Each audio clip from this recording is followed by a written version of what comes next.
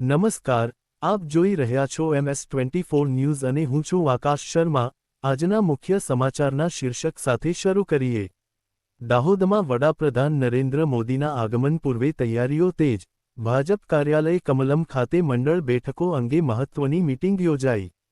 ગુજરાતના પનોતા પુત્ર, વિશ્વના સૌથી લોકપ્રિય નેતા અને આપણા યશસ્વી વડાપ્રધાન શ્રી નરેન્દ્રભાઈ મોદી 26મી મેના રોજ ઓપરેશન સિંદૂર પછી પ્રથમવાર દાહોદની ધરા પર પધારવા જઈ રહ્યા છે। આ ઐતિહાસિક અવસરે તેમની ભવ્ય આગવાણી અને કાર્યક્રમને સફળ બનાવવા દાહોદ જિલ્લામાં તૈયારીઓ જોરશોરથી શરૂ થઈ ગઈ છે।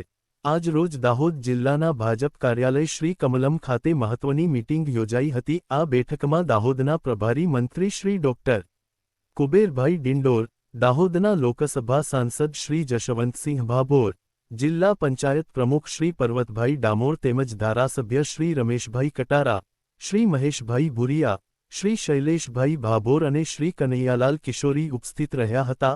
આ મીટિંગમાં મુખ્યત્વે વડાપ્રધાનના કાર્યક્રમને સફળ બનાવવા માટે મંડળ સ્તરે તૈયારીઓ અને કામગીરીની સમીક્ષા કરવામાં આવી।